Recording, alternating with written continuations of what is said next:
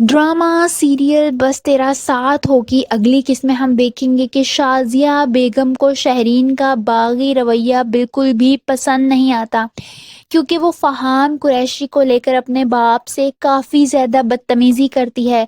वो शहरीन के कमरे में जाकर उसे समझाते हुए कहती हैं कि इंसान मर जाता है मगर उसके अल्फाज याद रहते हैं, और तुम्हारे लफ्ज़ों और अंदाज ने तुम्हारे बाप को बहुत सख्त धचका दिया है। वो बहुत ज़्यादा परेशान है, मगर शहरीन को तो किसी चीज़ से कोई फ़र्क ही नहीं पड़ रहा होता। उसके लिए इस वक्त सबसे ज़्यादा ज़रूरी फ़हाम होता है। वहीं हम देखेंगे कि सब खाना खा रहे होते हैं जब शान और अंसा की एक बार फिर से बहस शुरू हो जाती है। शान अंसा पर काफ़ी ज़्यादा गुस्सा करता है, जिस पर अंसा भी उसे मुंह तोड़ जवाब देती है। दूसरी तरफ मुरसलीन साहब बहुत ज़्यादा दुखी होते हैं।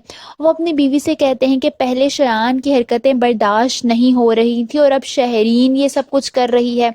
वहीं अंसा और अनस दोनों बातें कर रहे होते हैं जब अंसा उससे शहरीन के हवाले से बात करते हुए कहती है कि अब बताओ आगे क्या होगा। तुम्हारे ताया जान शहरीन को मना लेंगे या फिर वो खुद मान जाएंगे। ये सब कुछ पीछे खड़ी शाजिया बेगम सुन लेती हैं।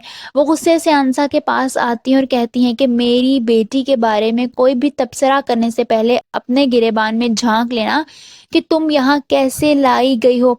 वही हम देखेंगे कि शान अंसा के बारे में शहरीन से कहता है कि मुझे अंसा बिल्कुल भी पसंद नहीं है। खाने की मेज़ पर एक बार फिर से बहस शुरू हो जाती है। शाज़िया बेगम अंसा को बहुत बातें सुनाती हैं जो यूनिवर्सिटी जाने के लिए निकल रही होती है। अनस भी उसके साथ साथ होता है। वो उसे बातें सुनाते हुए कहती हैं कि जब तुम शहर से निकलती होगी तो पूरे शहर को पता चल जाता होगा कि तुम कौन हो। उनका इशारा वीडियो वाली बात की तरफ होता है। ये सुनकर अंसा भी खामोश नहीं रहती और उनको मुंह तोड़ जवाब देते हुए कहती है कि हाँ, सारे शहर वालों को पता चल जाता होगा कि किसी खबीस ने अपने लिए जहन्नुम खरीदी है। ये बात सुनकर तो जैसे शाजिया बेगम को चुप ही लग जाती है। शयान भी खामोश हो जाता है, उसके पास बोलने के लिए कुछ होता ही नहीं है। अंसा बाहर निकल जाती है जब अनस सबको वार्निंग देते हुए कहता है कि जो बात ढकी हुई है उसको यूं ही रहने दे। मेरे पास तो फिर भी वजह है चुप रहने की, अंसा के पास कोई वजह नहीं है।